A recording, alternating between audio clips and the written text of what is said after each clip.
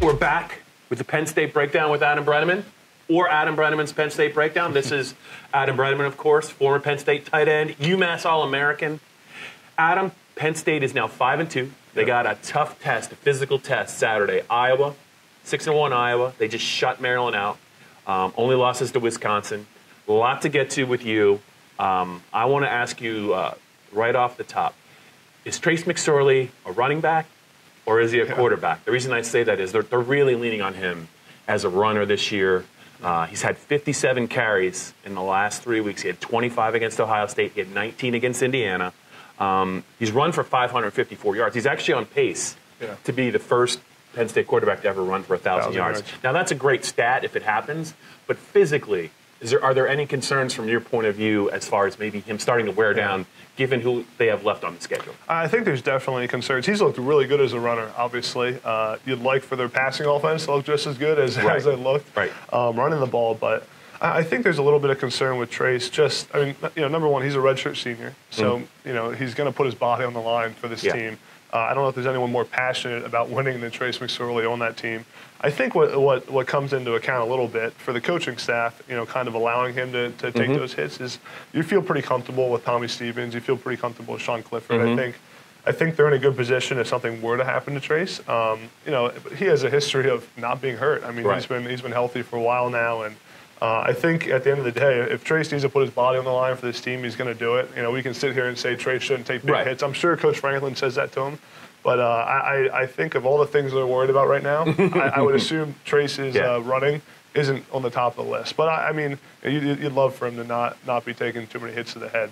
Yeah, they got Iowa this week, and then they got to go to Michigan. It's a physical defense. The following week. And I think, to be fair, not all of his carries he's taking big shots. I think Trace knows when to slide when he can. If he needs to get the first down, he's going to fight for the yards. But he's also taking QB hits. He's also taking sacks. And you just wonder how much he'll have left if they're going to run him 12, 13, 14 times a game. I think it's definitely worth watching. I just didn't know maybe if you thought it would have an impact on him throwing the ball.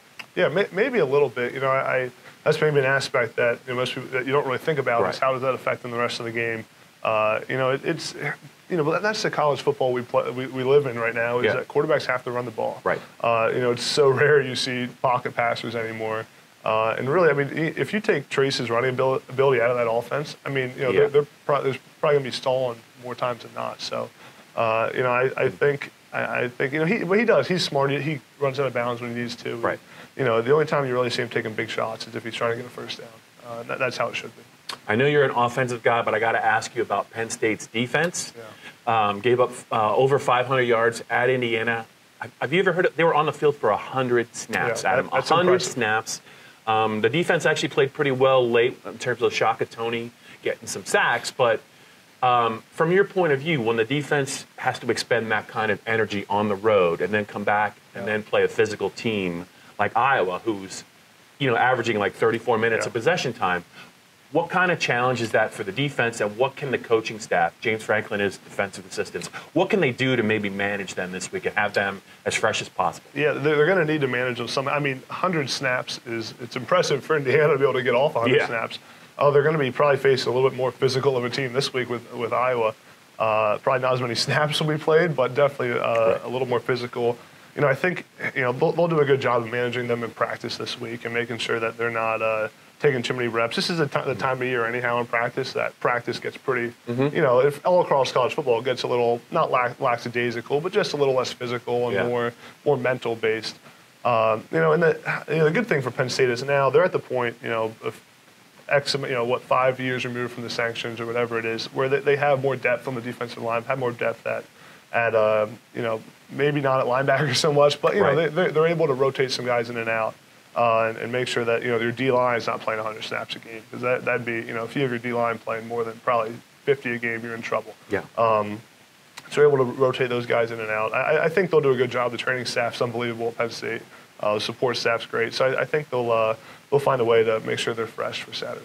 Yeah, and it'll be interesting to see what they look like in the fourth quarter. I'm talking about guys like Yetur Gross-Matos, Sharif Miller, I mean, those are and both starting defensive tackles. They've been playing them a lot of snaps all year. Probably too many. Yeah, and I'm sure Iowa is aware that the defense was on the field for 100 snaps. So I think this is a really big test, I think, for James and his defensive assistant coaches. I think that it could make an impact on Saturday against Iowa.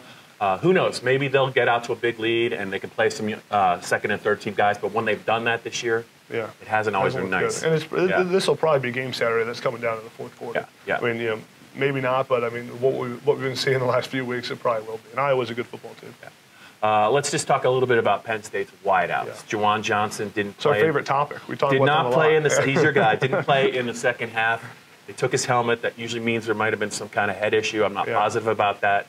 Not even sure about DeAndre Tompkins. So it's really, there's a chance it could just be KJ Hamler out there with some guys that really are not proven. Mac Hippenhammer, the star of the blue-white game, had a couple of touchdowns, I believe, in that one. And Cam Sullivan-Brown is another guy that got a lot of reps in the second half, caught some passes.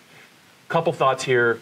If they don't have Juwan and if they wouldn't have DeAndre against this team, how big of an impact is that? And also, Trace getting comfortable with those guys and how they run their routes compared to the other guys. What kind of challenges maybe would Penn State's offense face if we don't see a lot of Juwan or DeAndre? Yeah, I think, take away, the kind of seasons Juwan and DeAndre are having. DeAndre's a little low in production, and we've seen Juwan have a few drops here and there, but I think taking them off the field, you never want to take your starters off the field. I mean, just the amount of attention they attract from a defensive standpoint. I mean, DeAndre is one of the fastest guys on the field, so that he's taken a safety over top.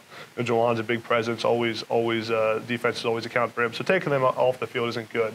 I think you look at Cam's kind of more of the Juwan replacement, Max more of the DeAndre replacement. We've seen Cam make some big plays in important games for them. So I think they feel probably pretty comfortable with him. Max played well in the spring game, and so I think both those guys. I don't think there'll be too much of a downfall at the wide receiver position. They need to figure out a way to get this passing offense moving and get their wide receivers involved early, catching the ball. If Mac and Cam can catch the ball efficiently, that'll be a good start. Yeah, I'm going to throw you one quick bonus question just to keep you on your toes. The weather, it's not supposed to be the nicest day on Saturday, and it sure feels like this is going to be a low-scoring game. Is there any way that, in your mind, that this game could get into the high 20s or 30s, or do you think Penn State's just going to have to be prepared to play a game where maybe there's only 35 points scored or 34 points scored? Any way this game gets high scoring? I don't see a way that this game gets high scoring. I don't know what the total is for the game, but I'm sure Greg does in the Greg Pickle always knows every total up to the minute. He's on his computer right now in the background. He's probably finding it, but I don't see it. I don't see it being a high scoring game. You got a Penn State offense that isn't really clicking on all cylinders right now. Hopefully, but who knows? It depends on how the Penn State defense plays, and they have the ability, I think, to stop the Iowa offense. And Iowa offense isn't the most explosive in the country, but they're not. But I think we're going to see a low-scoring game and kind of battle it out in the bad weather. All right, and maybe it'll be a tight end that decides this. Iowa's got two. Noah Fant's a big-time NFL prospect. But let's not sleep on Pat Freiermuth. Maybe it'll be a tight end future first-round pick that decides it. All right, that's it for this edition of the Penn State Breakdown with Adam Breneman. We will be back next week.